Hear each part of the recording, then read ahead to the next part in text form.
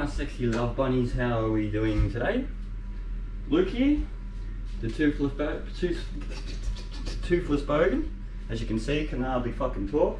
How's everyone's week been? Hope it's been pretty good. Hope it hasn't been as hot as it's been here. It's been mid-40s a few days, so that's pretty fucking shit, but at least I got to go down the beach for a swim, so that's been pretty good. So yeah, that's been about it. On tonight's video, quick easy one. With Australia Day coming up tomorrow, I'm gonna do one of the things I think Australia would be fucking lost out. It's not Australian, but chicken schnitzel would be lost without them. I don't know how many I've sold them in restaurants. If we did not sell them, Australia would go and melt down. So yeah, I'm just gonna do a little chicken schnitzel video tonight and show you the way I do my schnitzels, and hope these can do them at home and make things a bit easier for you, because I think people think they're a lot harder than what they actually are, and it's like a 5-second job. So yeah, anyway, that's all I'm going to do, and I'll tell you. I've got a knife, it needs to be pretty sharp, that's probably going to be the handy thing because you don't want to cut your finger off. And a chicken breast, obviously, which I've just bought a whole chicken, so I just cut the breast off myself. And I'll use the rest for other stuff, stocks and soups and sauces and blah blah blah blah blah blah. Okay, so the first thing when you do want to cut the chicken breast, I'll bring it up to the camera. So you got your chicken breast here, you got this side of it, and you got the breast side of it. When you do the breast, if you're left or right-handed, you want to cut it on that side, like the smooth side, because when you slit it down the middle, it's just going to fold open easy, and then we're going to give it a little pounding, and that's just it. That's how it's done. So yeah, I'll show you just how to slide that down. Could probably bring I'm on the GoPro, so I could probably bring that down now to me. See? So I'm just gonna, I'll sit you here for a second. Hopefully you can see. You probably can't see, but we'll find out in a second. So anyway, so if you can see that, you can see my breast is there. Get your hands out the way, get your thumbs out the way. Knife under, and if you do want a sharp knife, so you can kind of just do it once, but obviously mine's not too sharp, shit, it's pretty blunt actually. You can see I'm not going all the way through, my tip's just going through like that, so I'm just going to do that. I'm going to give it a little slice to slide down, and that's pretty much my breast done. Now, if you've got a basher, this is where you want to bash it. You can put them straight in like that, but I'm going to have mine a little bit thin because I'm not going to put it in the oven or anything like that. I'm just going to cook it straight from the fryer. So you want to hammer it down a little bit. If you've got a meat tenderizer, that's going to be a lot easier than using your palm, but as you can see, this does the same thing. And I'm just putting Glad wrap over it so I don't have chicken guts flying around all in my kitchen and stuff. So that's just a little tip for the Glad wrap. But as you can see, there's your chicken breast done. Chicken schnitzel, bang, easy as that. And now I'll put this back on the top. So yeah, hopefully that helps. I'll bring the camera back up. Hopefully you can see me, because this is a bit new, learning like that way. And now for my breast, I'm just going to do the normal egg wash, which is just obviously eggs and milk. But I recommend using buttermilk. Buttermilk's the best thing, because that just tenderises your chicken breast a bit better. And when you do eat it, it's just going to be juicier and a lot better. That's what I just reckon anyway. So yeah, I'm just doing a little egg wash, just 2 eggs, a little bit of milk. And that's all that is to it. And I'm going to sit this schnitzel in here, but I'm going to let it sit in here for probably a good hour or so. If you do them overnight, it's going to be even better. But yeah, as you can see, I'm just going to sit that in there, and I'm going to whack that in the fridge for an hour or so. And then I'm going to flour it, dump it back in there, crumb it, put it in the fryer. But I'll come back to that stage of the video when I'm doing all that kind of stuff. But as you can see, easy as that. Crumb it, egg wash it, fridge it, and then, cut it, egg wash it, then crumb it, fry it.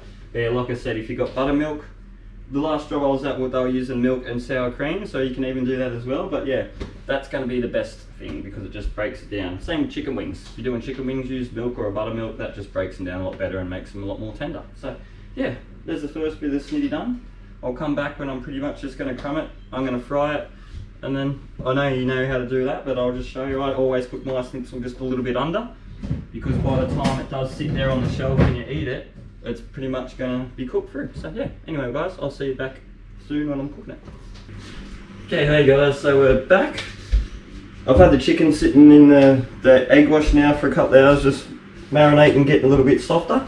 And now I'm just going to crumb it and cook it, and just show you the easy little tips and little ways you can cook it, I guess. It's not so hard, it's only chicken schnitzel. But yeah, I guess I'll just show you how I do my schnitzel. Like, for my breadcrumbs, I use panko crumbs. They're like a bigger Japanese kind of breadcrumb. I don't use the real fine ones, I just don't like them. So it's up to you what breadcrumb you really use. There's no certain one you have to use, but even make your own. If you've got bread at home that's going stale, put it in the blender or something, you know what I mean? Crumb them up yourself and make them make your own breadcrumbs. So yeah, that's always the way. But with you, when you've got your crumbs like this as well, this is where you can put all herbs and spices in there, put some Parmesan cheese in there, do all whatever you want there. Even blend up some cashews and put that in there, and yeah, have all kind of different stuff for your crumb. But that's kind of up to you. I'm just going to have plain one tonight because, as you can see, I've had the stock going on for a while. So that's going to be my sauce. I'm going to have like a chicken jus or something with mine, so that's going to be packed full of flavour, so that's that. But yeah, anyway, so my fryer, I've got in there, it's on prawn setting. So I don't know exactly, I'm just going to say it's probably about 160 degrees, 165 degrees, like, because I don't smash my schnitzels on 180 degrees because it's just going to burn the outside and it's not going to be golden, it's going to be like dark brown, and I don't want that. I want mine nice and golden brown.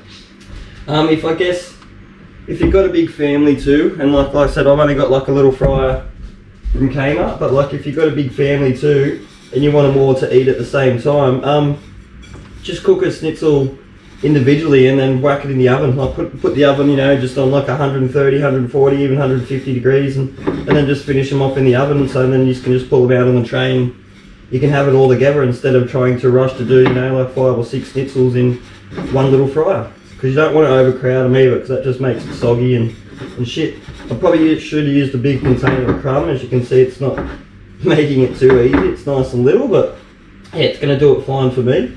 You can double crumb if you want. I don't double crumb, single crumb is fine for me. So you can just put it back in the egg wash again if you want, and then yeah, just crumb it up, and then there's your double crumb. It's going to be a thicker crumb. I just like a nice light little thin layer of crumbs on mine. So yeah, a tip when you dump the schnitzel in, or carrier, dump it and lay your schnitzel away so it doesn't burn you, so the oil doesn't splash back at you. See, like I'll see a lot of people just put it straight in, the oil splashes back up their arm and all that kind of stuff. So yeah, just lay it away from you like that, and it's going to be as easy as that. But yeah, there's my snitty cooking now.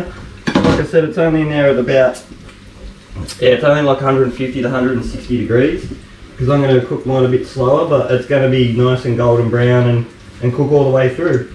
And if you don't think your schnitzel's done at the end of it, or if you're too scared to see if it's done, just look for the fattest bit of the chicken and just put a little slice in it with your knife, and then you can just check that easy way. Like, there's no certain way, or you don't have to be scared about chicken schnitzels. Like, it's fucking chicken in oil.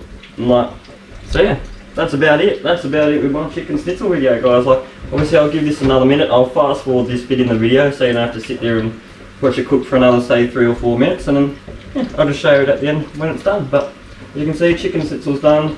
So I just bashed it, I've fried the chicken, bashed it out, put it in the thing out in my egg wash, and then crumbed it. And then other than that, you can do whatever you want to your egg wash and your crumbs. You can put all seasoning and spices and fucking all that kind of stuff, and that's going to change the whole flavour. One of the things I do like, I guess, through is like finely grated up Parmesan cheese through the crumbs. That's beautiful, and you can taste that in your schnitzel, like, and that's really nice. So try that one.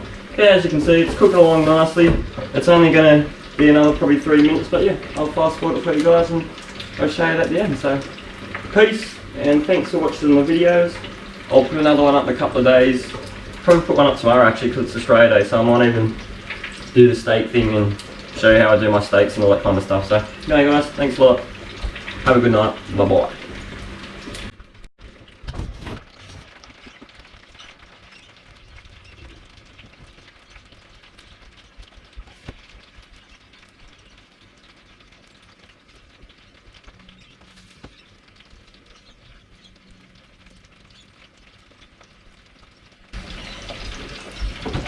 Okay, beautiful. So it's been a couple of minutes now, probably about 6 minutes all up. You can see the easy way to drain your schnitzel. Put it sideways in the fryer like that, and it's going to make all the oil drain out of it, and then your schnitzel's going to be nice and not dry, but you know what I mean, it's not going to have all that oil sitting in the crumbs. So that's my little tip for draining your schnitzel. But yeah, that's pretty much that bad boy done now. I'm going to let it sit there and rest, because I always do my schnitzel a smidgen under, and then I'm going to let it sit there for probably 2 minutes, and it's going to cook the rest of the way through, and it's going to be nice and juicy. And like I said, if you're not confident or you don't know when it's going to be cooked, look for the fattest bit, usually down the bottom here. Just put a slice in it with your knife, and yeah, ready to rip, guys. Like, as you can see, there's your chicken schnitzel, and as it's straining down, it's just losing that oil, so it's only going to get even better. So yeah, I'm just going to have that with some mash and some of my chicken jus. So yeah, thanks guys, that's all the video done. Have a good night.